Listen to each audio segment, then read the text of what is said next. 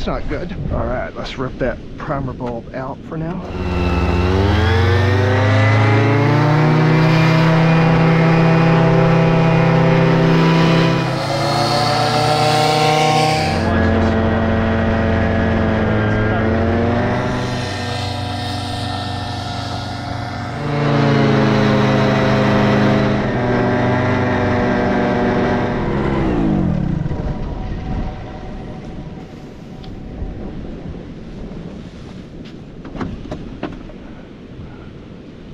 Now we're in a pretty good sized storm. This was a big storm, so we're getting some beach flooding, so we are hightailing it out of here.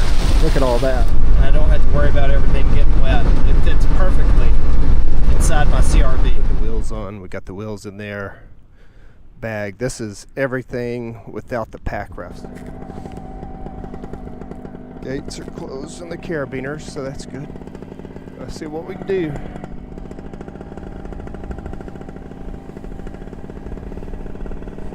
Woo! That is windy.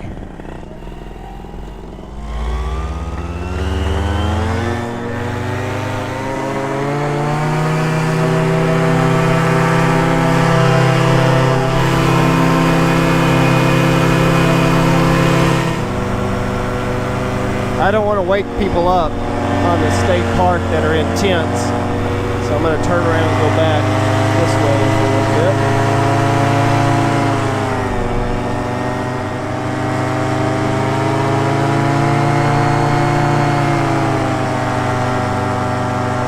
Kind of see me porpoising.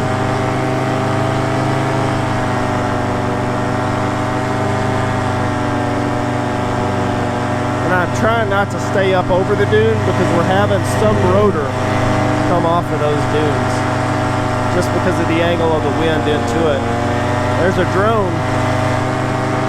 Aaron's drone is right there. That's a big drone, but I can see it way easier.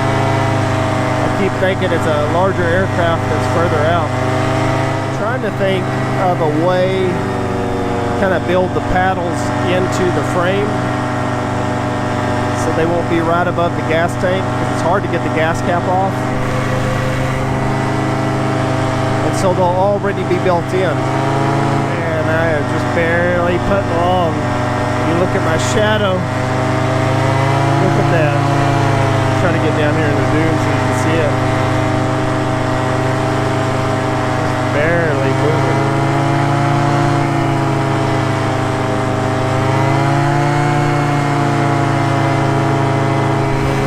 Maybe 5 miles an hour, 7 miles an hour, maybe, is what I'm going. I think the speed of this wing, stall speed's around 20, 25. It's much slower than other ones. They are not much better down here. Look how slow I'm going.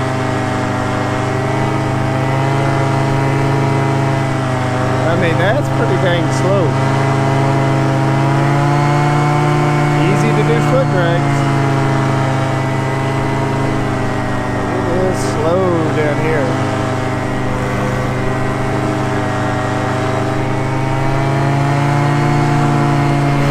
I want to kind of feel the wind here real quick. See how if it pulls me back or not.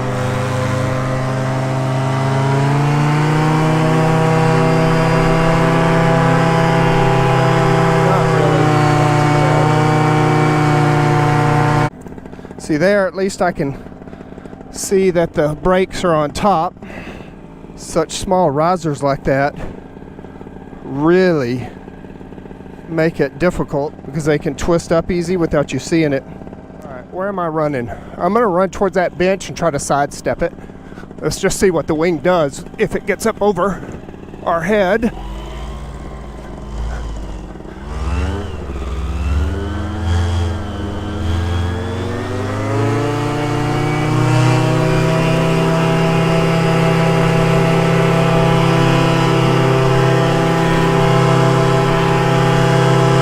Pretty good. I really got to figure out a way to fix that bag. So I want to get past those poles I know there's no wire between them, but it makes me nervous. Oh, here comes a train. I doubt I can make it down there in time, but I'm gonna try. Got my strobes on. Looking for a really good place to land. Won't get my wing wet, and then I can get access to the water pretty easy. Could land out here and then walk through there. So I'm kind of thinking that little spot there. This one looks better. And I think I could come down in here, foot drag a little bit, and I should be able to land it.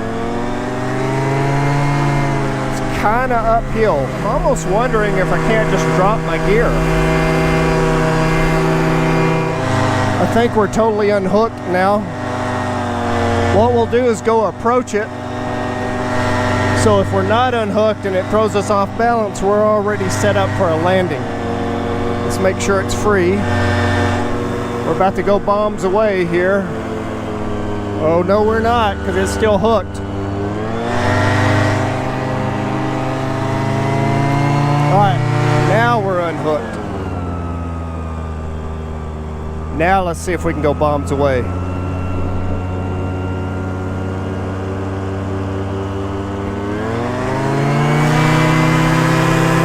Now we've lightened our load. We're way more maneuverable. Let's go down there and drop the hat so it doesn't come off and go in the prop.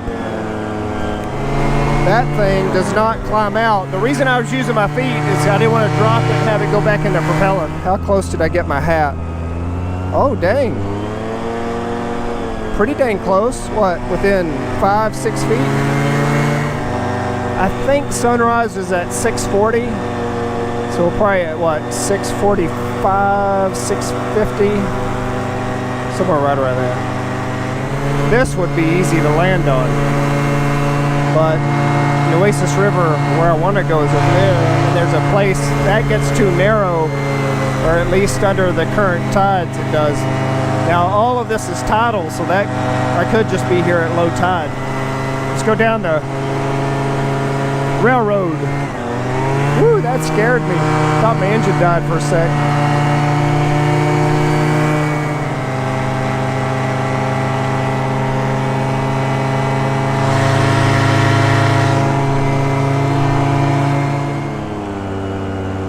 I'm gonna come in and skim right before my landing area. I think this will work. Oh yeah. Let's see if we can get it down close to that area to keep it out of some of those weeds. Perfect. I was going to go over to the water and set up. I think I'm going to set it up all right here. Set the wing up. Now I've got a bunch of weeds in it. Everything packed away, and then I'll turn the camera back. We're going to act as our paddles. The kayak. And we've got the paddles here. I think eventually I will 3D print my own. Now I've forgotten this thing before, and it is a pain to air that up without it. There's little crabs over here. Think about this, it's so low to the ground you can sit right in it on the ground without damaging the frame. You'll be able to see my trail. I kind of hopped through this real quick coming back. So if we make it through here, get in the water, we should be good to go. If we get in there, we should be able to shove off. Pack rafts are kind of notorious for being slow, not tracking well. But with this skeg on here, this thing rolls. I could put my feet on inside, and probably what I'll do is bring my cover next time for that front seat, and I'll be able to completely cover up the Paramotor.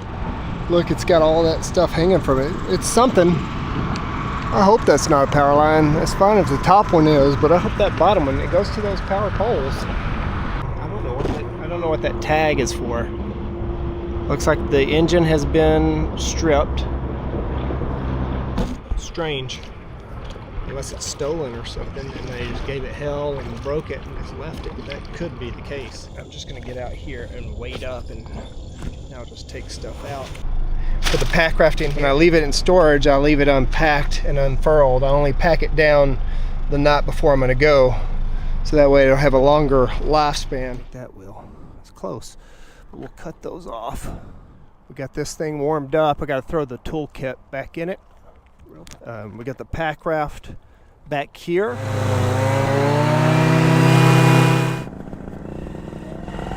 Wing is going this way.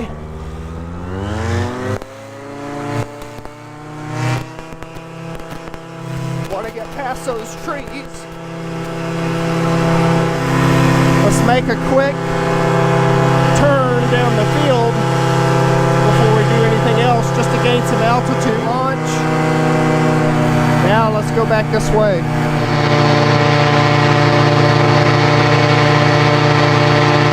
See where the flooding has come down from different locations.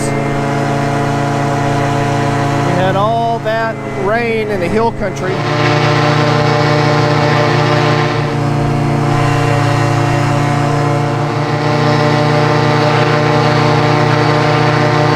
Got this little creek here that flows down into the river. I'm going to fly over it. I guess that looks deep enough to where I could take that all the way back down to the Nueces. Let's follow it a little ways and see. Just got to watch out for those power lines up there. I have never flown this area right in here, so I don't really know it very well.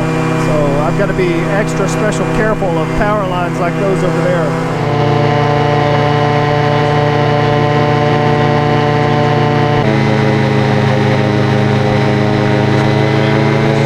See if we can line up with these tunnels. See if we can get a good idea if we can get through that tunnel or not.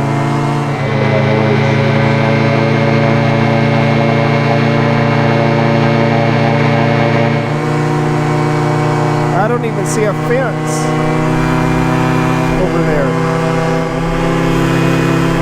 Yeah, if we can't get through,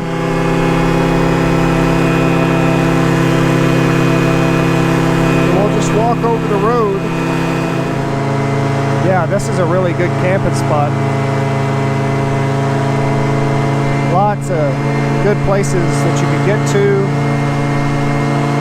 easily walk out from if you had to.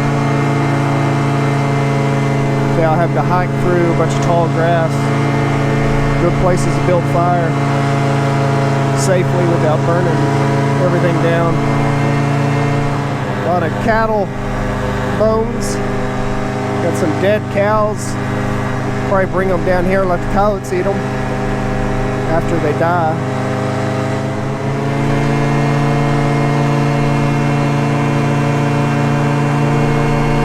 The only bad thing about it, no fresh water. All this is brackish. Well, the good news is we shouldn't have to walk as far unless we have an engine out. But we should be able to fly down through here, land fairly close to where we're going to get in. Since all of this has been washed away, I don't know how muddy that is. Yeah, I like these little areas like this. And I like having an almost guarantee I'm going to get a flight in, at least in terms of weather.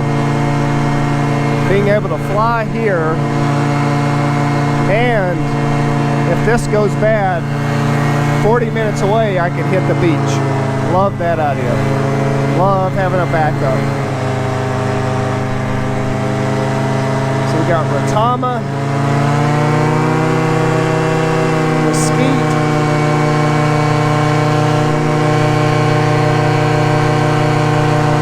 sweet acacia, prickly pear. Yeah, look how red those are.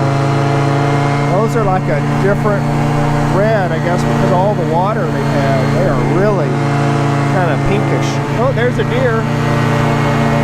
2 deer.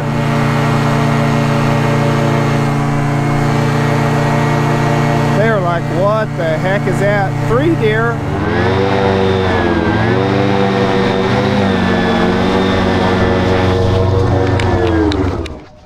Caught it between my legs. Caught the camera between my legs. Well, good. It's not that windy down here. I mean, it is a little bit. You can see normally when I get down here, I can't do a reverse. And what that strap normally goes through, that right there. Part is getting in without that thing trying to take off while it's still in the water. All right, let's see if we can get across here. I think so.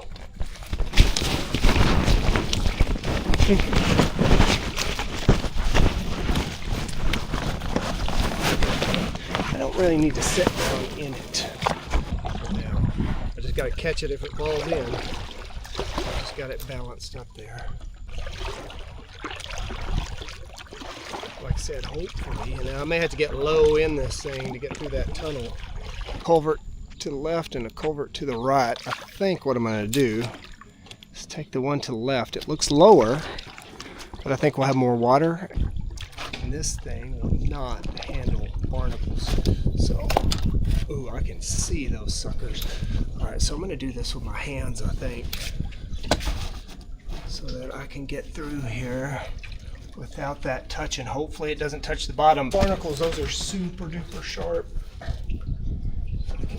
Ooh, shit, paddle, sorry. That's the paddle. Don't touch the edge. We're getting close to the end here. What is that? Just trying to see, there's something up there. Thought it might be a bat, but it's a dirt dauber nest. Woo! We got through there. Awesome. Well, we didn't have to walk around, and I don't think we hit the sides and poked a hole in it because I don't hear any air coming out. So that's good. We got the 800 and something D on the bottom. That's the really thick stuff. And then there's 400 on the sides, which I'm worried that it could, if it touched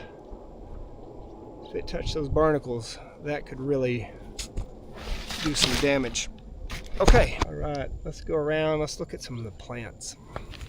There's the pipeline. We're almost to Labonte Park. So a nice little trip. I think we found us a new camping place, a quick one, where we could get in, fly in pretty quickly, and then paddle out. Looks like the place I normally step out. Dirty. I'm gonna have to wash them anyway.